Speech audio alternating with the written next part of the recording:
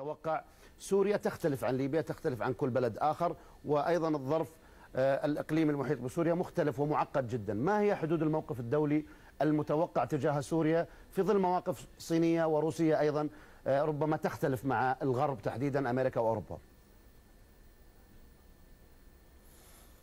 يا أخي الغرب محرج لأنه لا يستطيع أمام الرأي العام تبعه أنه يغض النظر عن المجازر التي تحصل في سوريا. هي حقيقة، فهو مضطر أنه يصدر على الأقل بيان ويظهر أنه عم يتحرك. لكن أنتم بقناتكم من 4 أو 5 أيام دعيتوا واحد اسمه المدير التنفيذي لمجلس السياسات الخارجية بالكونغرس سألتوه شو رأيه بالموضوع. قال لكم أمريكا تبحث عن مصالحها، ومصالح أمريكا ليس في تغيير النظام آلة حرفيا.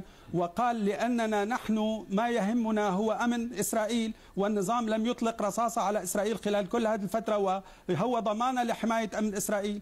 والمصلحة الثانية هي دول النفط المعتدلة، وأيضا هو يتعامل معها باعتدال ولا يثير أي مشاكل معها. وهاتان هما المصلحتان الرئيسيتان للولايات المتحدة الأمريكية. لماذا تريدون أن نزعزع هذا النظام لنظام لا نعرف إذا كان سيكون معنا أم لا؟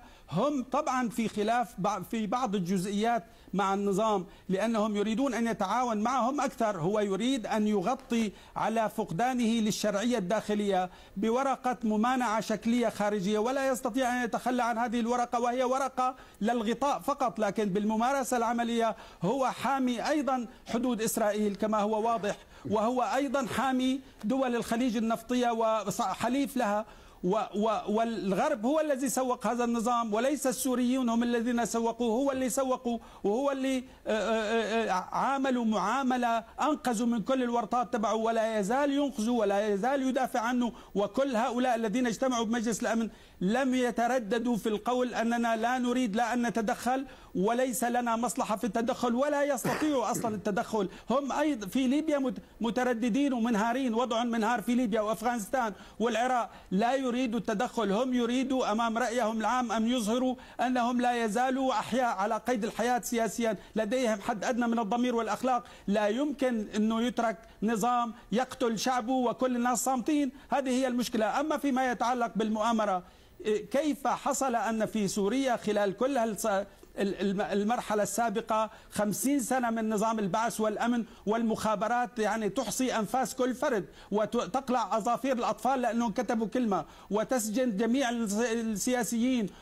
وكل المثقفين غير قادرين على أن يخرجوا بسوريا لأنه ممنوع خروجهم. كيف نجح هؤلاء السلفيون الذين دفعتهم إلى العراق سوريا في مرحلة سابقة، والذين اخترقتهم وتستخدمهم في لبنان، كيف نجح في أن يستقلوا عن الحكم وأن يخوضوا هذه الحرب التي تتطلب إنزال فرق عسكرية كاملة، وخلال أسابيع شهر ونص صلنا في المعركة ولم يستطيعوا أن يقضوا على هؤلاء السلفيين اللي لازم إذا وجدوا، وهذا غير صحيح، غير موجودين على الإطلاق لأنه كل السلفيين بيد أجهزة الأمن. إذا وجدوا كيف لم تستطيع أن تقضي عليهم؟ كيف نجحوا في أن يخوضوا كل هذه الحرب وفي اللحظة المناسبة للنظام؟ يعني عندما تعرض النظام لحركة احتجاج يقولون أنها طبيعية وسلمية وإلى آخره ومشروعة، في اللحظة التي تعرض فيها النظام وإذ اكتشفنا أنه في جيش من السلفيين وأصحاب اللحى والذين يريدون أن يقتلوا ويمثلوا بالجثث. كيف؟ أين كانت الأمن؟ أين كان الأمن؟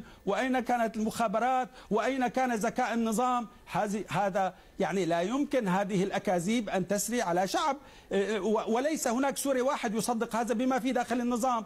أنا وصلني على الفيسبوك قبل بأسبوع، أكثر من أسبوع، أنه ستقوم المخابرات من طرف ما بعرف مين، رسالة ستقوم المخابرات بتلبيس بعض الناس ثياب السلفيين وتضع لهم لحى وتجندهم حتى يخوضوا معركة وتقول أن المعركة مع الإسلاميين. هذا حدا من قريب من النظام سرب الخبر وأنا نشرته على الفيسبوك. هذا يعني السوريين بيعرفوا 100% أنه إذا في سلفيين فهم السلفيين التي تقودهم أجهزة المخابرات. ما في أي نظام، أي منظمة سياسية أو غير سياسية نجحت في أن تبقى على قيد الحياة في هذا البلد. الفرد لا يستطيع أن يتحرك، كيف كل هذه القوات والأسلحة؟ هذا لا يصدق. يعني هم يريدون من الشعب هذا احتقار أيضا للشعب، هذا احتقار للشعب واحتقار لعقله، وهم يريدون أن ينحوا المسألة عن الطريق الطبيعي. اليوم المشكلة المطروحة هي تحول سوريا نحو نظام ديمقراطي والتخلص من نظام المخابرات والقمع.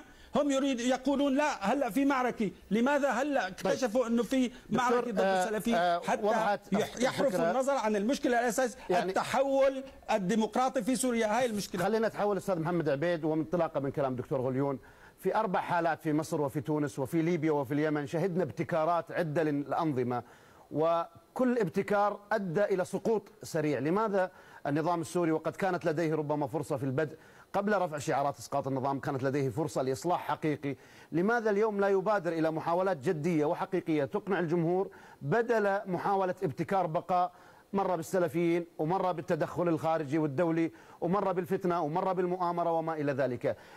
المسار واضح، إصلاح جدي وحقيقي قد يقبل به الجمهور السوري العريض الثائر اليوم على النظام.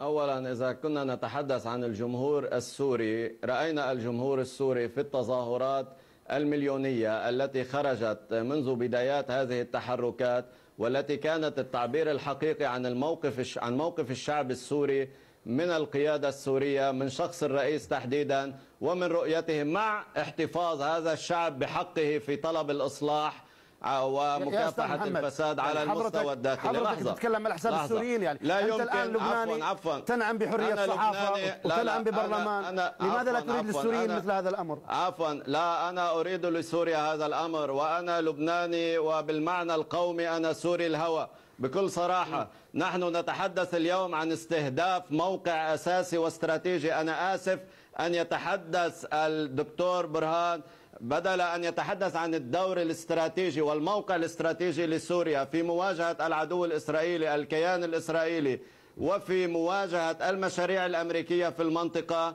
أن يقول بأن هذا النظام حامي للكيان الإسرائيلي وما إلى ذلك. عدا عن أن نتحدث عن استخدام المفرط للعنف، ماذا عن الضباط والجنود السوريين والقوى الأمنية الذين استشهدوا في هذه المواجهات؟ على أي حال، هناك كان شكل ما من